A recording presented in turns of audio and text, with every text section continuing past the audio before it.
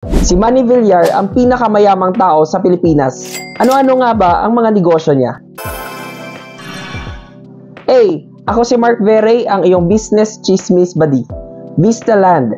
Si Mr. Manny Villar ang may pinakamaraming property dito sa buong Pilipinas. Yung mga properties niya ay under Vista Land, Brittany, Camellia, Crown Asia, and Vista Residences.